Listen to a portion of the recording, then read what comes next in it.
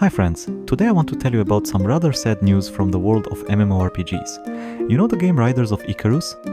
Well, just the other day, publisher Valve announced its closure, and it happened under very strange circumstances.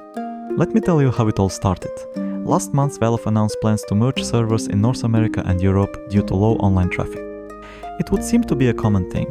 The game is old, it was released back in 2016, when, by the way, more than 1 million people played on the Western servers.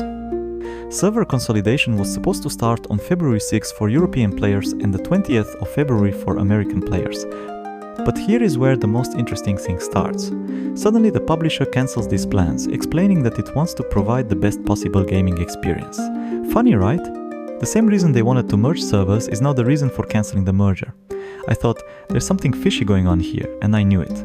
Literally the day after the server merge was cancelled, Virginia Law announces the complete shutdown of the game, which will happen on May 15, 2025. And that's when the craziest thing started. Simultaneously with the announcement of the closure, they released the announcement of the new MMORPG Part 2 update. They even made a trailer. The update is due out on the 10th of April, which is just a month before the servers close. It's kind of surreal. Speaking of Valve, the company has been known for its strange decisions since taking control from Nexon in 2019. What's more, they cancelled their anti-RMT policy or switched to NFT payment, which led to a token value crash. And remember when they shut down SEA servers without the ability to transfer characters? Before the closure, the developers are planning a few farewell events, a server bonus update on the 27th of February, some DICE events on the 13th of March, then the season pass will expire, the second part of MMORPG will be released, and lastly, an event with an increased chance of item drops.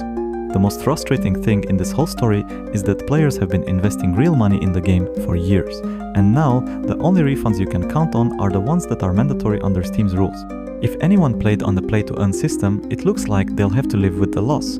After the closure of the global version, only the Korean version of the game will remain in operation, which by the way is still receiving updates. The last one was released on the 12th of February. And you know what? Let me tell you what was so interesting about Riders of Icarus and why its closure is a really big loss for many players. The main feature of the game was the incredible creature taming system. Imagine, you could ride almost any monster you met in the game, from simple horses to majestic dragons and mythical creatures. Many players spent years building up their collections of riding animals and flying pets. You could literally take to the skies on a huge dragon and fight in aerial battles. It was something incredible. And the customization system allowed you to make your pet truly unique. I remember how the community went crazy when they found rare creatures in the most unexpected places of the game world. There were even special guilds of rare mount hunters who shared information about the places where legendary creatures appeared. And here's something else interesting. The game was constantly evolving. New locations were added for exploration, more and more exotic creatures for taming appeared. Even now, before closing, they are preparing MMORPG update. It's a whole new zone with fire creatures and unique bosses. However, you will be able to play it only for a month. Do you know what the most frustrating thing is? Many players created real legends in the game. There were skilled players who managed to tame the rarest and most difficult creatures in the game. Some spent months searching for a particular pet, creating entire guides for other players. Now all those achievements, all those stories will simply disappear. In a way, Riders of Icarus was more than just a game. It was a whole world where anyone could become a true dragon tamer, an explorer of uncharted lands, or a hero defending the world from an ancient evil. And while the Korean version will continue, for many Western players, it's the end of a great adventure that lasted almost a decade. By the way, if any of you haven't played Riders of Icarus yet and want to make time to give it a try, you have until May 15. However, keep in mind that in-game purchases are already disabled.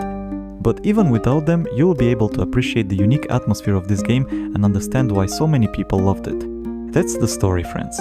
Personally, I am very touched by such moments in the gaming industry when projects that people invested not only money but also their souls into are closed. Be sure to share in the comments. Have you played Riders of Icarus? What memories did you have and what pet did you manage to tame? Let's collect these stories while the game is still with us. Also friends, I want to share some great news with you. I have recently started a channel on Twitch. We'll be playing cool MMORPGs, watching anime and just having a great time together. And guess what? This Friday I'm throwing a big Riders of Icarus farewell stream. We'll be able to fly dragons, hunt rare creatures and just have a great time. Come, it will be very heartwarming. You can find the link to tweet in the description. Well, now that's all for show, friends. Subscribe to the channel and put likes to not miss new news from the world of MMO. Bye.